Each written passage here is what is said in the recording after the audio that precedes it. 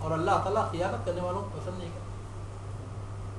اور اسی لیے اللہ کے رسول جناب محمد رسول اللہ صلی اللہ علیہ وسلم نے ایسے شخص کو عرش کے سائے کی خوشخبری دی. وَرَجُلٌ دَعَتْهُ امْرَأَةٌ ذَاتَ مَنْصَبٍ وَجَمَالٍ فَقَالَ إِنِّي أَخَافُ اللَّهَ. کہ ایسا شخص جسے رات کی تنہائی میں ایک بڑی خوبصورت صاحب سطوت و جلال اور صاحب حیثیت خاتون اسے اپنی طرف بلاتی ہے.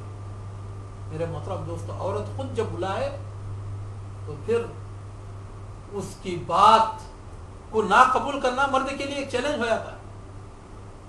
اس کی دعوت گناہ تو وہ اللہ کا بندہ کیا کہتا ہے جس کا دل زندہ رہتا ہے، جس کے دل کے اندر رفقت اللہ تعالیٰ کی طاری ہوتی ہے، کیا کہتا ہے؟ قال انی اخاف اللہ، مجھے اللہ تعالیٰ کا خوف لاحق ہے اور میں یہ کام ہرگز نہیں کر سکتا. اور میرے محترم دوستو، دل کی دنیا یہ اللہ تعالیٰ کے دونوں انگلیوں کے درمیان ہے.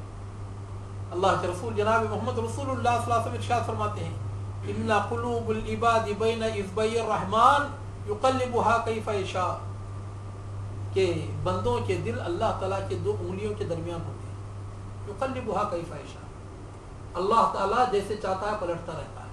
کبھی ہم دیکھتے ہیں کہ اچھے سے اچھا انسان، ایسا انسان جو کہ بڑا متقی، پرہیزگار، علم والا، عالم، فاضل، علامہ، مفسر، محدث، ایسے ایسے کام کر کے اس دنیا سے چلا جاتا ہے کہ دنیا والے اس پر لعنت بھیجتے ہیں. آپ کو معلوم ہونا چاہیے کہ ہندوستان کا ایک مشہور بادشاہ گزرا ہے جس کا نام جلال الدین محمد اکبر تھا. اور پورے ہندوستان میں جو مسلمانوں کی تاریخ ہے اس میں دو بادشاہ ایسے ہیں جنہوں نے کہ نصف صدی تک حکومت کی پورے جاہ و جلال کے ساتھ. ایک تو جلال الدین محمد اکبر اور دوسرا محی الدین اورنگزیب. ان دونوں نے 50 سال تک. پہلے اکبر بڑا دیندار تھا، مسجدوں میں جا کر اذان کہتا تھا، مسجد میں جا کر جھاڑو لگاتا تھا. اسے کن لوگوں نے گمراہ کیا؟ گمراہ کرنے والے اپنے وقت کے بہت بڑے علامے لوگ تھے.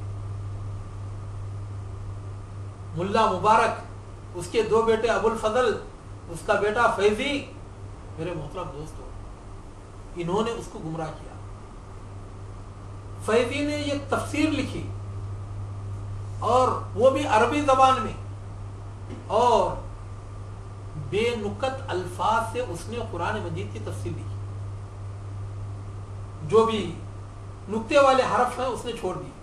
الف ہے، لام ہے، سین ہے، صاد ہے، توئے ہے، اور اس طرح کے جو الفاظ ہیں تو ایسے حروف سے اس نے قرآن مجید کی عربی زبان میں تفسیر لکھی، جو کہ اس دنیا میں ایک بہت بڑا شاہکار تھا. دنیا میں کوئی شخص ایسا نہیں ہے جس نے کہ اس طرح کی تفسیر لکھی. اور آج وہ میرے پاس موجود ہے، اگر ایک مہینے کے لیے اگر کوئی دیکھنا چاہتے ہیں دیکھ سکتا ہے. میرے محترم دوست، ان لوگوں نے گمراہ کیا، ان لوگوں نے گمراہ کیا اسے، اور یہ کہا کہ دین 1000 سال کے لیے آیا تھا تو وہ ختم ہو گیا. اب جو بھی بادشاہ ہوتا ہے وہی دین کا مجدد ہوتا ہے، اور وہی اللہ کا سایہ ہوتا ہے، اور وہی ذل اللہ ہوتا ہے. اس کے زبان سے جو بھی فرمان نکلتا ہے وہ اللہ کا فرمان ہوتا ہے. اس لیے اب اس وقت کا مجدد تو ہی ہے، اس وقت کا رسول تو ہی ہے، اور تو جو کچھ کہے وہ دین و شریعت. اتنے اتنے بڑے علامے لوگ، انہوں نے کیا کیا؟ جب اللہ تعالیٰ نے گمراہ کرنا چاہا تو خود بھی گمراہ ہوئے، ایک دنیا کو انہوں نے گمراہ کر دیا. اور خود ہمارے ایک استاد شیخ انیس الرحمن صاحب بتایا کرتے تھے کہ جامعہ دارالسلام میں ایک شیخ تھے، شیخ الحدیث مولانا محمد اسماعیل پیارم پیٹی. تو بہت بڑے شیخ الحدیث، 40 سال تک انہوں نے جامعہ دارالسلام عمر آباد میں انہوں نے بخاری شریف کا درس دیا. لیکن بعد میں تصوف پر مائل ہوئے تو اس میں ایسے بہ گئے کہ مدرسے والوں نے ان کو نکال دیا. جب ان کی گمراہیاں زیادہ ہو گئی تو ایک دن پرنام بٹ کی مسجد میں بیٹھے ہوئے تھے تو ایک بندہ آیا تو اس سے کہا کہ کیا رے تو اللہ کو دیکھنا چاہتا ہے؟ کہا حضرت موسیٰ علیہ السلام نہیں دے سکے، اللہ کے رسول صلی اللہ علیہ وسلم نہیں دے سکے تو میں کہاں سے دیکھ سکتا ہوں؟ کہا تو بول رہے تو دیکھنا چاہتا ہے تو میں تجھے دکھاؤں. کہا ٹھیک ہے دکھائے. تو انہوں نے اپنے بٹن کھولے اور کہا دیکھ لے مجھے. اللہ رب العالمین جب گمراہ کرنا چاہتا ہے، دلوں کو پھیرنا چاہتا ہے، متقی سے متقی شخص، عالم سے عالم شخص، محدث سے محدث شخص، مفسر سے مفسر شخص کو اللہ تعالیٰ گمراہ کر دیتا ہے.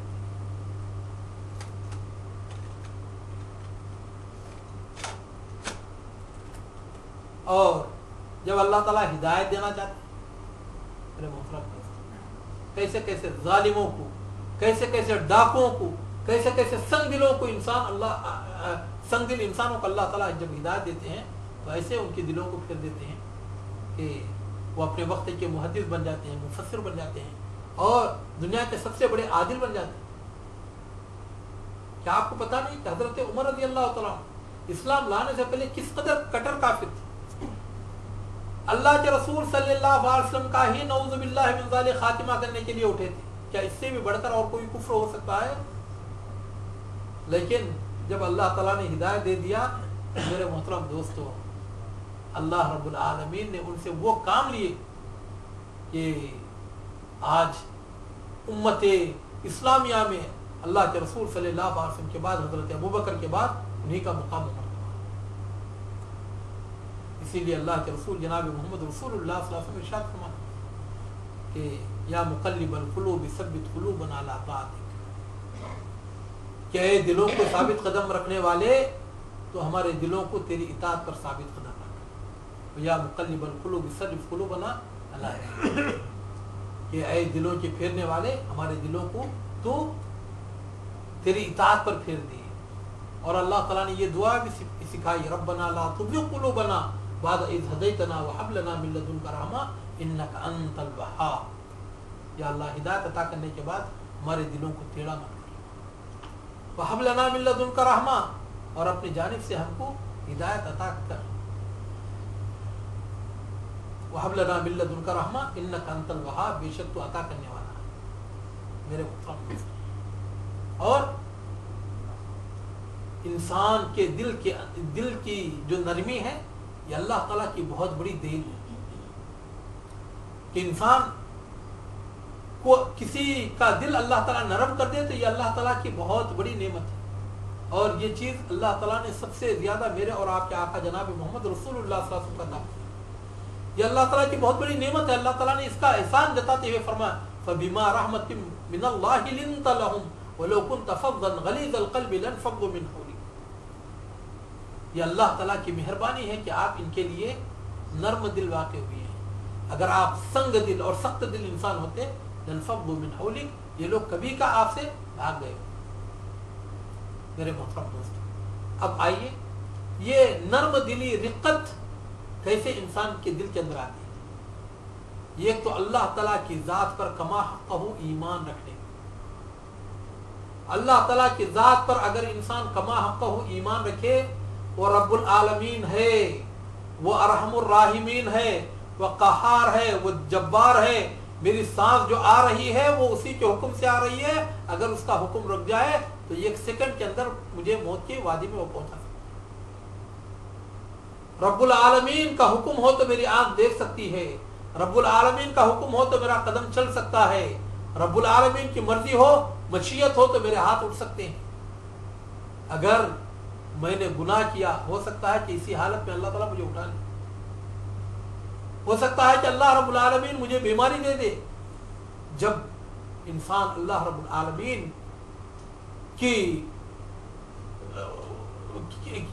جلال اور اس کے جاہ و جلال اور اس کے روب و جبروت کو اپنے نگاہ میں رکھتا ہے تو میرے محترم دوستو، برائی کی طرف اس کے قدم نہیں اٹھ سکتے.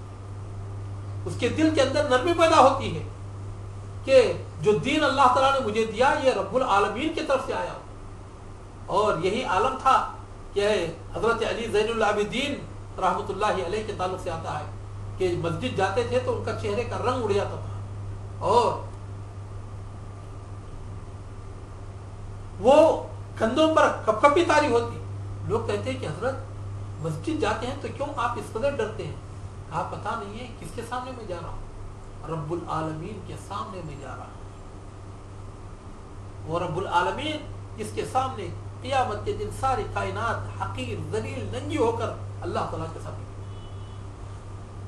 میرے محترم دوستو، جو کہ قل من بیدہ ملکوت کل شیء ویجیر ولا یجار علیہ ان کنتم تعلمون، وہ کون ہے جس کے ہاتھ میں ساری دنیا کی حکومت ہے، ساری کائنات کی حکومت ہے، وہ جسے چاہتا ہے پناہ دیتا ہے، اس کے بھاگے ہوئے کو اس کائنات کا کوئی ذرہ پناہ نہیں دے سکتا۔ میرے محترم دوست، اسی لیے اللہ کے رسول صلی اللہ علیہ وسلم ارشاد فرمایا کرتے، دعا فرماتے، انہ لا یعز من عادیت ولا یذل من والیت، جو تیرا دشمن ہے اسے کوئی عزت نہیں دے سکتا، اور جسے تو اپنا دوست بنا لے اسے کوئی ذلیل نہیں کر سکتا۔ لا ملجا ولا منجا منکا